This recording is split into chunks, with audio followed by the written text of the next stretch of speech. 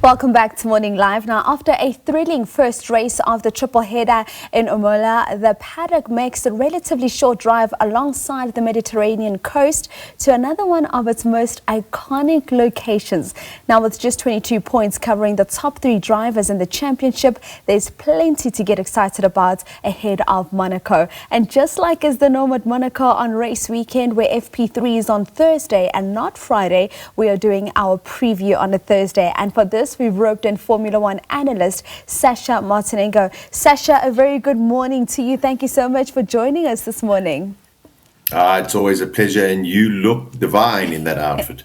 Thank you. I'm preparing for Africa Day tomorrow. Sasha, I want to start our discussion and speak on, you look at the Monaco Grand Prix. It's like the jewel of Formula 1. You know, it's steeped in history and prestige, and many say it's the one race that seems to be the perfect place for everyone. For those that want to spend money, for the racers that want a tactical and a technical challenge, and also for those that are creative minds and marketers that want to showcase their creativity. From your point of view, what would you say it is that makes this Monaco Grand Prix so special? Yeah, you're spot on. You know, traditionally, this is what Monaco is about. It's been on the calendar since the beginning. It is the most prestigious Grand Prix on the calendar. It's the one that every single driver wants to win. Lots of sponsorships and deals are made on the various yachts. It's a very expensive place to be. And there are many, many people who ridicule it because they say that it shouldn't be on the calendar because it's so narrow and you don't have any overtaking. But it is a tradition. I think over the past sort of 5-6 years, maybe even 10 years, the cars have got a little bit too big for the streets of Monaco. But it actually makes it more difficult for the drivers now because the cars are that much bigger. It's an iconic venue. It should always be on the Formula 1 calendar, and I cannot wait for this weekend's action. Listen, Sasha, I'm also looking forward to this weekend's action, but I want to touch on the technicality of the circuit because it's one that literally has very little room for error. And many say Saturday is the race and then Sunday is the procession. Yes, of course. You know, pole position is vital at a street circuit like Monaco. However, this year we do have a little bit of a difference. And that is that the teams have to take a mandatory two-stop strategy, which means that they have to stop twice during the course of the race. And of course, they've got to change their compounds as well. We're not entirely sure what the weather can do. You know, that is also a factor.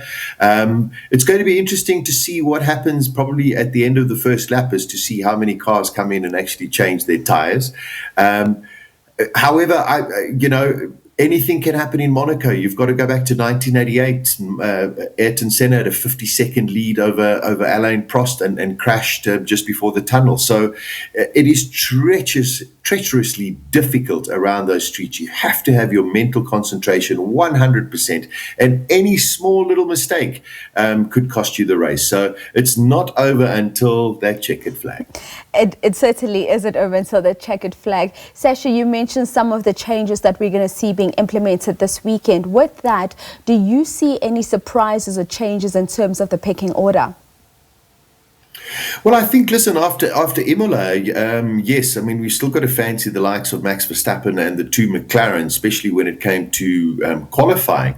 However, there was a remarkable increase in performance, especially in race pace from Ferrari and from Williams. And if they can turn that into one lap pace at Monaco, and that's where it really counts for pole position, it might not be just cut and dried that a McLaren is going to be on pole position or a Max Verstappen. Don't discount Williams. They have always run exceptionally well at Monaco. And Charles Leclerc, it is his home race. He's won here before. He's definitely going to go all out for qualifying. So don't bet just as yet on a McLaren. Indeed, and Sasha, we look at strategy coming into the race. What are your expectations there? Because as many have learned the difficult lesson in the past, having the wrong strategy can cost you dearly when it comes to the Monaco Grand Prix.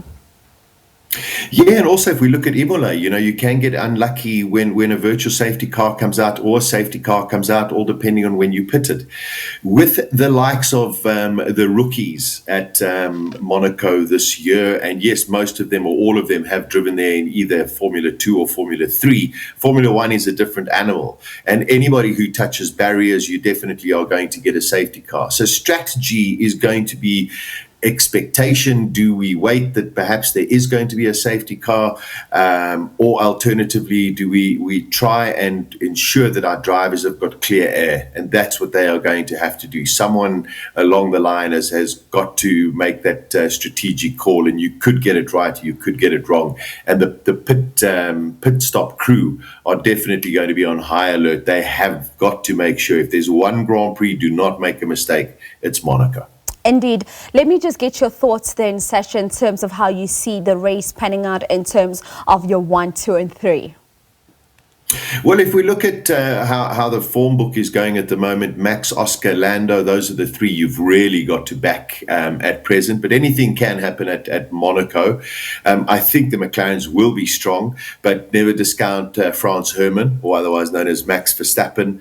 I think Max is the man to beat, and whoever wins this Grand Prix, I think is going to set a precedent for going forward. So I think we're in for a fascinating weekend of mental tactical games, and then of course the physicality of driving 72 laps around Monaco.